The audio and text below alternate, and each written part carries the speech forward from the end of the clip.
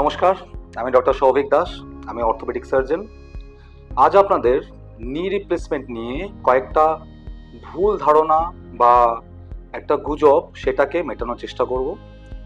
দেখুন, অ্যাডভান্স নি আর্থ্রাইটিসে যখন ওষুধপত্র বা ফিজিওথেরাপির পরেও পেন রিলিফ হয় না এবং আপনার দৈনন্দিন কাজকর্ম, হাঁটাচলা করা, সিঁড়ি দিয়ে ওঠানামা করা সেটা খুব দুর্বিষহ হয়ে যায় এবং রাতে ব্যথার জন্য ঘুম আসে না এবং নিয়মিত আপনাকে ব্যথার ওষুধপত্র খেতে হয়, তখন আপনাকে নি রিপ্লেসমেন্টের কথা ভাবতে হবে এবং অর্থোপেডিক সার্জনের পরামর্শ নিয়ে সেই পথে এগোতে হবে।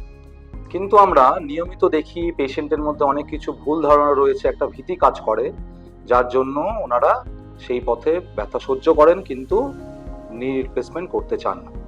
তো সেরকম আজ আপনাদের 5টা জিনিস ইম্পর্টেন্ট মিথ বা ভুল ধারণা সেটা দূর করি।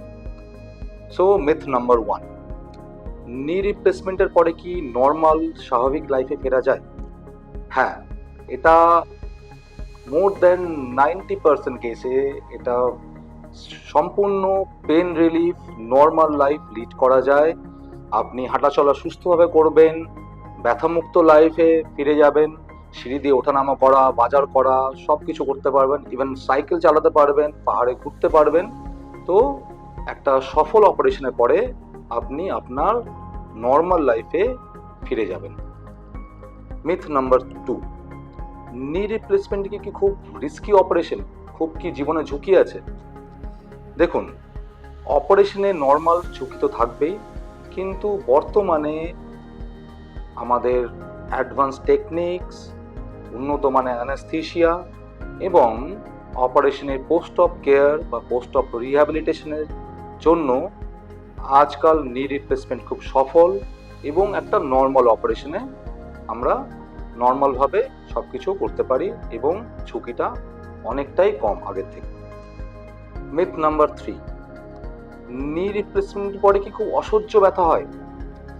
দেখুন, অপারেশনের যা ব্যথা বা পেন সেটা হবে, কিন্তু আজকাল অ্যাডভান্স কিছু পেন মেডিকেশন টেকনিক রয়েছে, অ্যানাস্থেশিয়ার হাঁটুর মধ্যে ব্লক দেওয়া হয় এবং অনেক কিছু ওষুধপত্র রয়েছে, যার জন্য সেই অসহ্য যন্ত্রণা কিন্তু হয় না।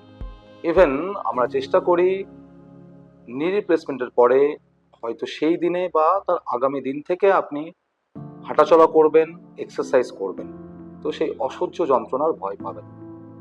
মিথ নাম্বার 4, কৃত্রিম হাঁটু কি বেশি দিন স্থায়ী হয় না? দেখুন, এটাও একটা ভুল ধারণা। মডার্ন নি প্রস্থেসিস বা ইমপ্লান্ট, তার লঞ্জিভিটি রিসার্চ বলে বা এক্সপিরিয়েন্স বলে সেটা 20 থেকে 25 বছর বা তারও বেশি স্থায়ী হয়, যদি আপনি সেটাকে ঠিকঠাক মেনটেন করেন, রেগুলার ফলো আপ করেন এবং ইনস্ট্রাকশন ফলো করেন।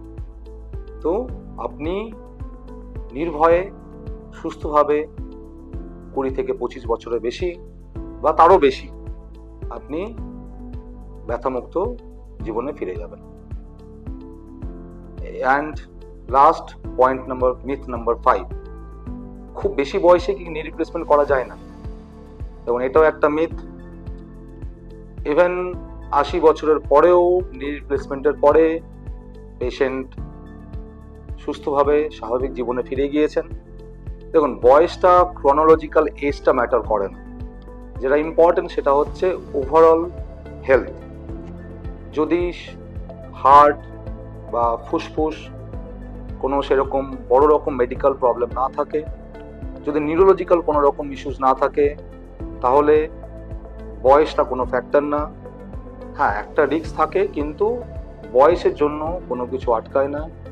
কোনো রকম বড় কিছু মেডিকেল রিস্ক বা হাই রিস্ক কিছু না থাকলে 80 বছরের পরেও, 70-80 বছরের পরেও নি রিপ্লেসমেন্টের পরে নর্মাল লাইফে ফেরা যায়। সুতরাং নি রিপ্লেসমেন্ট কোনো রকম একটা বিলাসিতা না, সেটা হচ্ছে আপনার ব্যথামুক্ত, সুস্থ অ্যান্ড ইন্ডিপেন্ডেন্ট স্বাভাবিক জীবনে ফেরার একটা রাস্তা। ডাক্তারের পরামর্শ নিন, অর্থোপেডিক সার্জনের কাছে যান, নিজের ভয় দূর করুন অ্যান্ড সুস্থ থাকুন, ভালো থাকুন। Take care.